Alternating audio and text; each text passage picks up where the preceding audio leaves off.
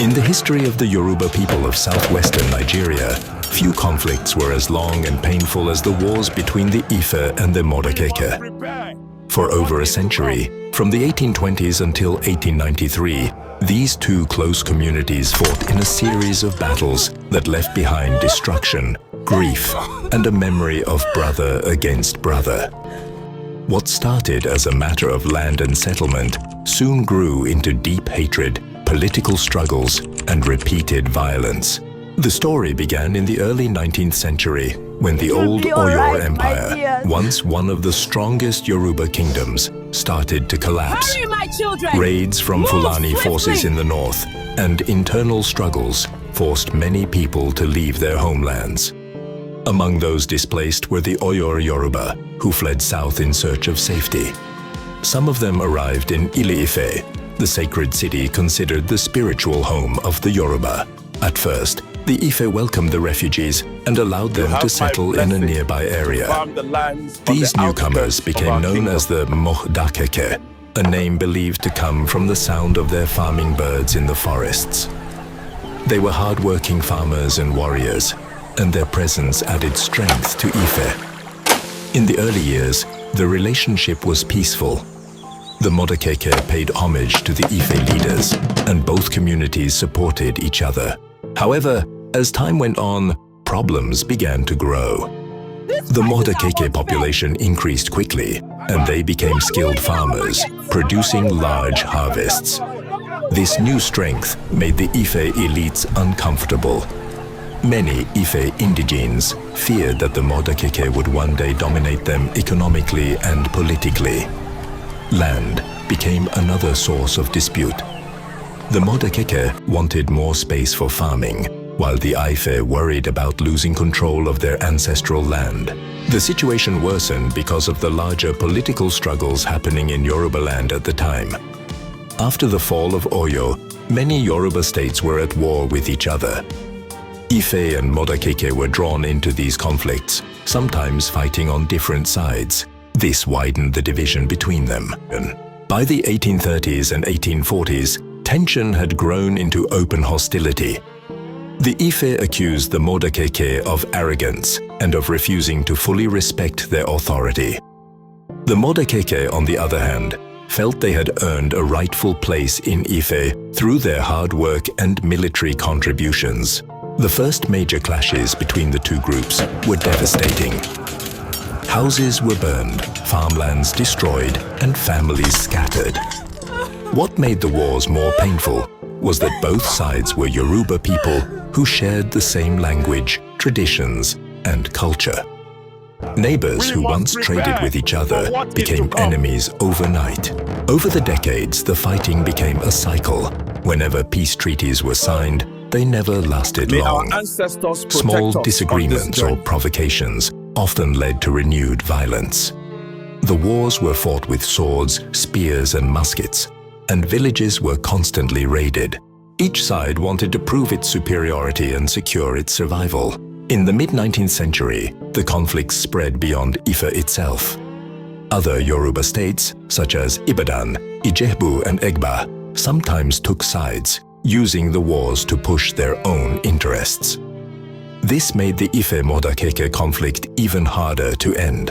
One of the longest-lasting effects of these wars was the deep mistrust that developed between the two communities. Even when peace was declared, suspicion remained. The Modakeke feared expulsion, while the Ife feared domination. This fear kept fueling more clashes. The wars also had a huge economic cost. Farmlands were abandoned, trade routes were unsafe, and ordinary people lived in constant fear of attack. Families were displaced multiple times, and many lived as refugees in their own land. By the 1870s, both Ife and Modakeke were exhausted. Generations had grown up knowing nothing but war. Yet, neither side was willing to fully give in. The struggle had become more than land. It was now about identity, survival, and pride. As the wars dragged on into the late 19th century, the entire Yoruba region was destabilized. Both Ife and Modakeke lost countless lives, and the destruction of farmland led to hunger and hardship. The people had become trapped in a cycle of revenge. Every attack demanded a counterattack, and every loss fueled a desire for justice.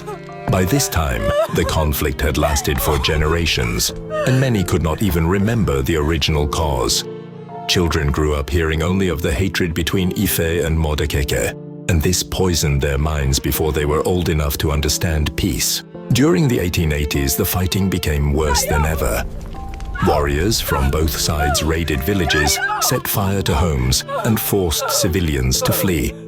Stories spread of children being separated from their parents, and of old men and women left behind in burning compounds. Some families were forced to move from one refugee camp to another, never able to settle down or cultivate food for themselves. Fear and suspicion ruled daily life. Even markets, once neutral grounds where both sides could trade, became unsafe as ambushes and attacks sometimes took place there. The wars also drew the attention of outsiders. Neighboring Yoruba towns like Ibadan and Ijebu sometimes got involved, either by supplying fighters or by trying to mediate, depending on their own political advantage.